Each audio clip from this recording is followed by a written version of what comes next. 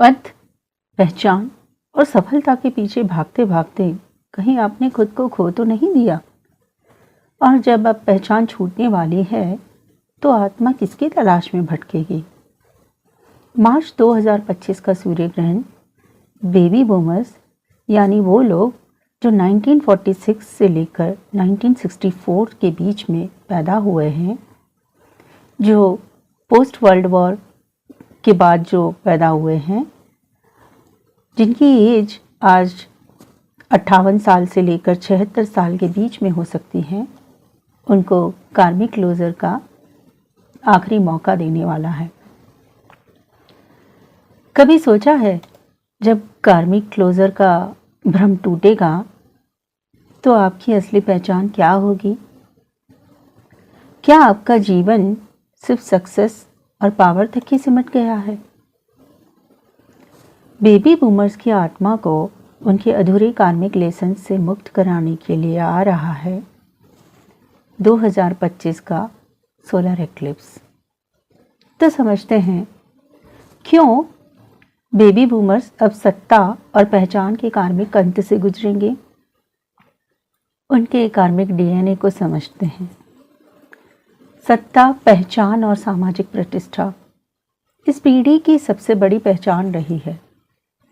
पद और शक्ति का संघर्ष चाहे परिवार में हो या करियर में, उन्होंने पूरी जिंदगी इस दौड़ में लगा दी है। बाहर से ये लोग सफल तो दिखते हैं, लेकिन भीतर से अधूरे हैं।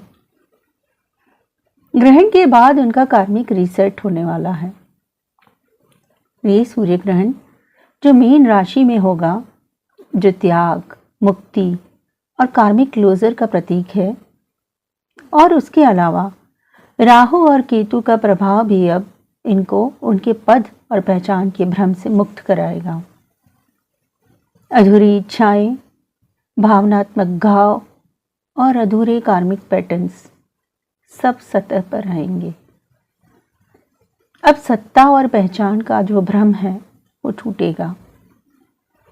आपकी आत्मा को समझ आएगा कि जो शक्ति और पद के पीछे आप भाग रहे थे, असली संतोष वह नहीं था। क्यों इस पीढ़ी को परिवार और बच्चों से इमोशनल डिस्टेंस महसूस होगा? इमोशनल डिटैचमेंट का सच क्या है? ये जनरेशन अपनी पूरी जिंदगी परिवार और बच्चों को स्टेबिलिटी देने में लगा दी, लेकिन भावनात्मक तौर पर यह पीढ़ी खुद को पूरी तरह से कभी एक्सप्रेस कर ही नहीं पाई। अब जब कार्मिक क्लोजर का टाइम आएगा तो भावनात्मक डिस्कनेक्ट और गिल्ट सतह पर आने लगेंगे। तो इन सब की वजह से क्या होगा? दूरियां बढ़ेंगी। कैसे? जब पावर और कंट्रोल का इल्यूजन टूटेगा तो बेबी बूमर्स ने जो परिवार और बच्चों को कंट्रोल में रखने की आज तक कोशिश की है, वह ये ग्रहण उनकी आत्मा को समझाएगा कि यह कंट्रोल सिर्फ आपका भ्रम था। अब कार्मिक पैटर्न बदलने के लिए बच्चों और परिवार से डिटैच होना ज़रूरी होगा। चलो इसे एक उदाहरण से समझते हैं। एक पिता जिसने अपने बेटे को अपनी मर्जी से करियर चुनने को मजबूर किया, अब ग्रहण के बाद उसे गिल्ट महसूस होगा और वो खुद को इमोशनल तौर पर अलग कर देगा, क्योंकि वो देखेगा कि बच्चों और परिवार की नई जनरेशन से उसका डिस्कनेक्ट हो रहा है। बेबी बूमर्स और मिलेनियल्स और जेनजी के बीच विचारों की खाई और पड़ेगी। जनरेशन गैप इसी को कहते हैं। ये पीढ़ी अब अपने बच्चों की बदलती सोच और जीवन शैली को समझ नहीं पाएगी। आत्मा डिस्कनेक्ट करने के लिए मजबूर होगी, क्योंकि कार्मिक साइकिल पूरा हो चुका होगा। जैसे एक व्यक्ति, एक माँ जिसने अपने बच्चों को पारंपरिक मूल्यों पर पाला, अब बच्चों के आधुनिक जीवन से वो अपने आप को डिस्कनेक्ट महसूस करेगी। वो अपने आप को उसमें न कंफर्ट पाएगी न एडजस्ट कर पाएगी। तो इस वजह से उसकी आत्मा आइसोलेशन महसूस करेगी। और जब कार्मिक क्लोजर आता है तो आत्मा बाहरी दुनिया से डिस्कनेक्ट करना चाहती है। तो अब ये वक्त आ गया है कि बेबी बूमर्स की आत्मा अब अपनी पहचान और सत्ता से डिटैच होने की प्रक्रिया में इमोशनल और अकेलेपन का सामना करेगी।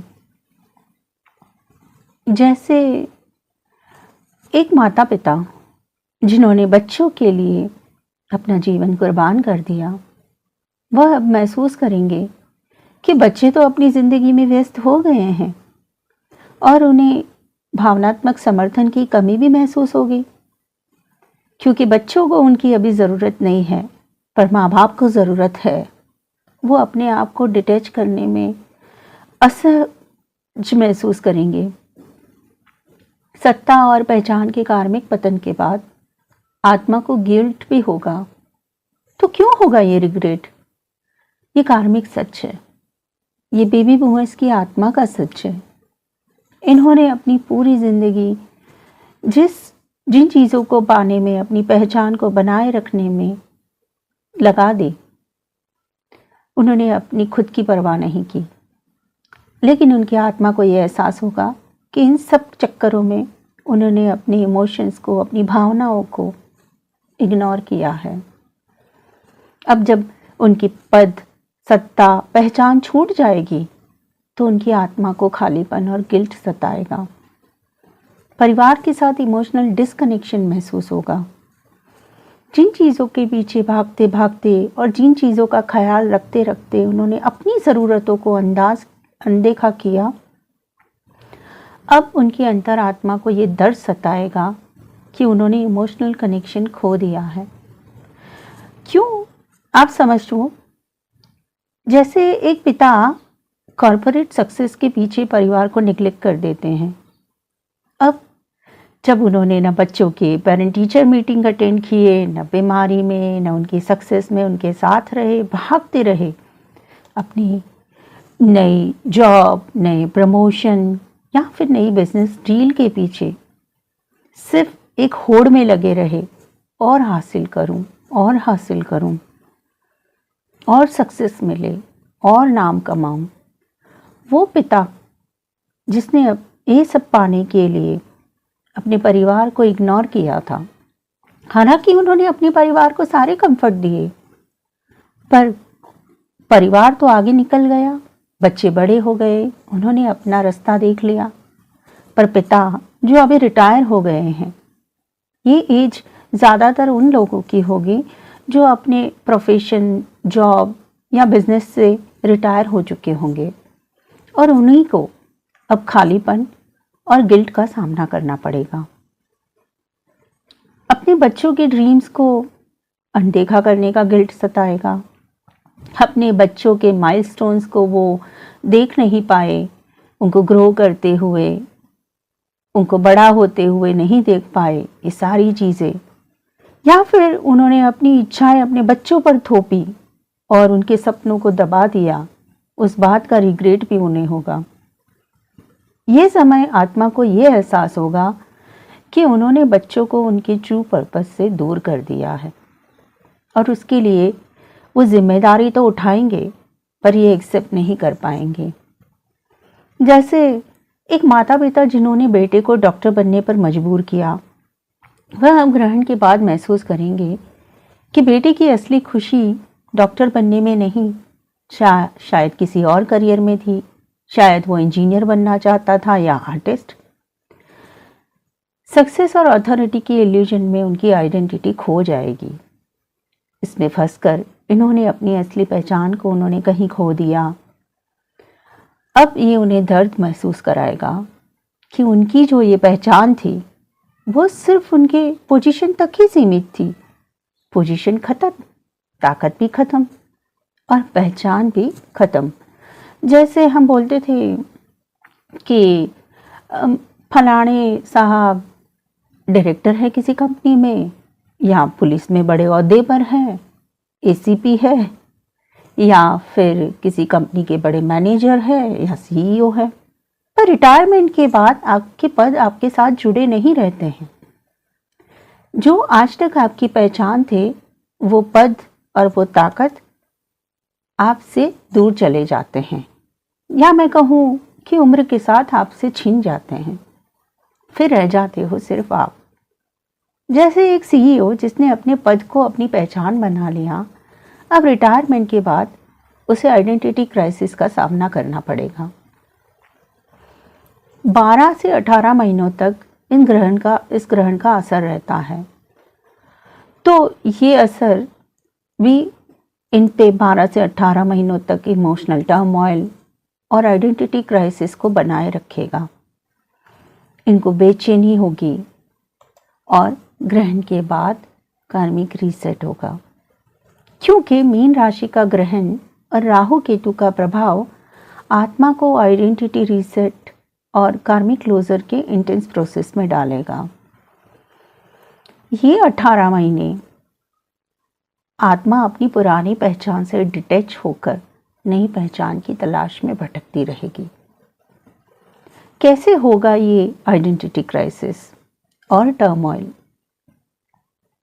जैसे मैंने पहले भी बताया, आपके पद और पहचान का जो भ्रम था आपको, वो टूटेगा।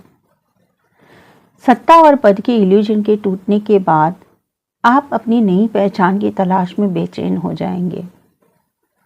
आप खुद को आइडेंटिफाई नहीं कर पाएंगे कि आप कौन हो।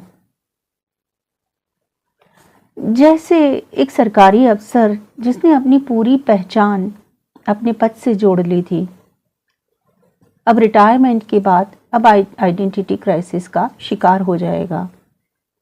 वो गवर्नर अभी गवर्नर नहीं रहा है ना। वो सिर्फ एक इंसान रह जाएगा, एक रिटायर्ड ऑफिसर। अब प्रॉब्लम यहाँ पे आएगी कि परिवार और बच्चों के साथ जब बैठेंगे तो उनको इमोशनल अटैचमेंट का गिल्ट होगा, बच्चों से डिस्कनेक्ट होगा और भावनात्मक दूरी उनको गिल्ट और रिग्रेट की एहसास कराएगी। जैसे एक पिता जिसने बच्चों के साथ बॉन्डिंग ही नहीं बनाई, अपने पर्सनल जो पर्पसेस थे उसको सॉल्व करने के लिए, उसे ग्रहण के बाद इमोशनल गिल्ट और असंतोष का सामना करना पड़ेगा। उसके लिए ज़रूरी है कि वो स्पिरिचुअल अवेकनिंग और इमोशनल डिटॉक्स करे। अब पुराने कार्मिक पैटर्न से बाहर निकलकर नई आध्यात्मिक चेतना की ओर बढ़ना ज़रूरी है, लेकिन इस प्रोसेस में इनर कॉन्फ्लिक्ट होगा, इमोशनल टर्मोइल होगा। ये आसान तो नहीं होगा। जैसे समझो एक रिटायर आदमी जो स्पिरिचुअलिटी की ओर झुका है, पर उसे अपनी पुरानी लाइफ की चॉइसेस पर पछतावा भी हो रहा है, तो वो कंसंट्रेट कैसे कर पाएगा? स्पिरिचुअलिटी में रह के भी वो अपने आप को शांत कैसे कर पाएगा? तो कैसे वो अपनी कार्मिक जर्नी को स्मूथ करे? मैं इनकी मदद के लिए इतना कहना चाहूँगी कि फॉरगिवनेस और ग्रेटिट्यूड की वो प्रैक्टिस करे। मेडिटेशन उनके अधूरे इमोशंस को रिलीज करने में मदद तो करेगा, बट ये प्रैक्टिस उनको रेगुलर करनी पड़ेगी। बच्चों और परिवार के साथ जो अनफिनिश्ड इमोशनल बंधन है, उनको अनटाई करे, खुद को माफ़ करे, खुद के अंदर झांके और अपने आप को अपने पद और पहचान से डिटैच होकर स्पिरिचुअल लिबरेशन की ओर बढ़े। ग्रहण का यह सबसे बड़ा सबक है कि बेबी बूमर्स की आत्मा अब सत्ता, पहचान और परिवार से कार्मिक क्लोजर के अंतिम चरण में है, लेकिन इस क्लोजर के साथ गिल्ट और मुक्ति का मिश्र अनुभव भी आएगा। अब समय आ गया है कि ये आत्माएं अपने अधूरे कार्मिक कॉन्ट्रैक्ट्स को पूरा करके सच्चे लिबरेशन की ओर बढ़े। अब सवाल ये है कि आप अपने पद और पहचान से डिटैच होने के लिए तैयार हैं? अगर आप बेबी बूमर्स हैं या किसी को जानते हैं तो डीएम करें और अपनी आत्मा को कार्मिक क्लोजर के लिए तैयार करें। तब तक के लिए अपना ख्याल रखें। फिर मिलते हैं अगले वीडियो में। Bye bye.